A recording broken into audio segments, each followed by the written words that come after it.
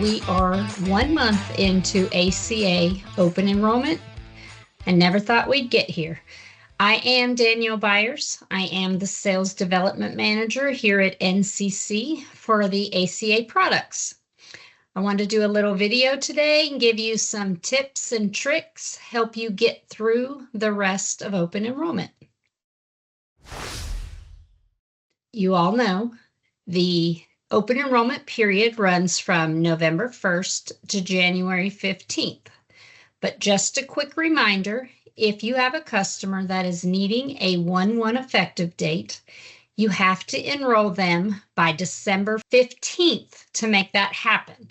December 15th is the cutoff for someone wanting a 1/1 effective date.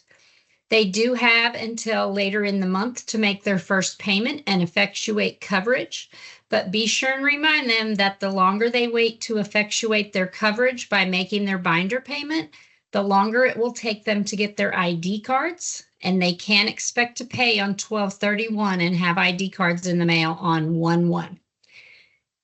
They can make their payment through their carrier website. You can help them make it through Health Sherpa, or they can call the marketplace or go online at healthcare.gov and make that payment. Once they do that, they can also work with the carrier and set up recurring drafts for their future payments if that is how they want to do the premium payments. Are you remembering to collect that consent form? Starting in 2025, that is a mandatory piece of enrolling a customer for the ACA. The consent form does not have to be strictly the way the ACA sent it out. You can make it your own. I have a couple of samples I can send you if you'd like to see them, but you do have to collect permission from the customer. It is not permission to contact like some of us are used to in the Medicare world. It is actually permission to enroll them into the marketplace. It gives you permission to type their socials and personal information into the system. And most importantly, it gives you permission to sign their name and submit the application for them.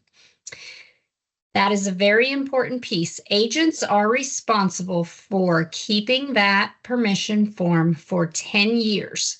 Now, you can keep that in your own file, you can keep it electronically, or you can download it onto Health Sherpa. But one tip and trick about that consent form, it does not have to be the signed paper form. It can be an email from the customer saying, I, John Doe, give John Smith permission to enroll me in the marketplace. I give him permission to load my information into the system. Anything of that nature, it just needs to say you have permission. It can also be a voicemail, but you must have a way to save and store that voicemail for the full 10 years, which is your required amount of time you must keep that ACA permission form. If you got any questions about that, please just send me an email or reach out, and I'd be happy to help you with some samples of that form and what's it supposed to look like. How many of you are enrolling customers on the Health Sherpa platform versus healthcare.gov? Health Sherpa is a platform that NCC has chosen. It is what we use. It is, in my opinion, a little easier than healthcare.gov, but it does integrate with healthcare.gov. You have to do an integration every 12 hours between your system and the marketplace. That is for safety and to verify that it is actually you, the agent, loading someone's information into the system. It's an important part. It was not done in the past as quickly. You were given 30 days and they changed that to 12 hours.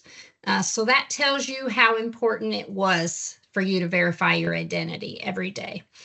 Another thing about Health Sherpa is we have training videos out on our YouTube channel. There is a a training video I did teaching you how to quote and enroll someone.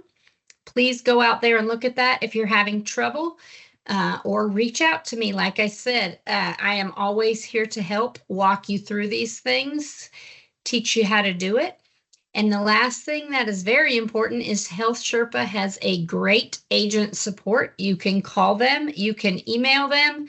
They normally answer in 15 or 20 minutes. They're really fast. So if you're needing help, you can always reach out to them if you can't get a hold of me.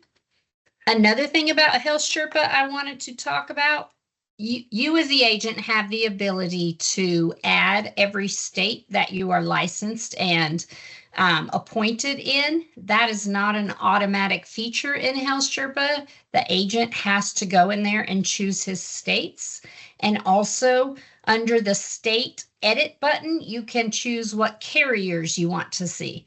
Some agents only want to see the carriers they're contracted with. So when they sell a plan, they are the agent of record. Some want to see everything available in that area. But if you are needing help with adding states and adding carriers, please reach out to me and I'll be happy to walk you through how to add those. And one last thing before we go, have you remembered to reach out to your existing clients and go over their application on the marketplace? You probably enrolled them last year or sometime during the year, but just remember to reach out to them, ask them if they have had any changes in household size or income. That does affect their 2025 subsidy. Also, have you checked to see or have they received the letter from their carrier telling them what their 2025 premium is going to look like? These change every year.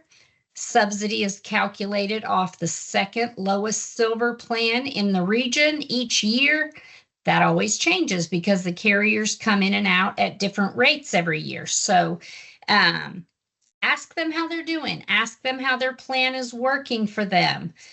Open enrollment is the time to make changes if they don't like the plan that they're on, or if the pricing for 2025 is no longer good for them.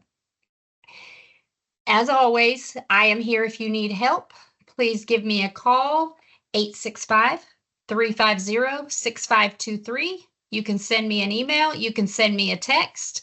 I am here to help you. And you have until January 15th to get this done.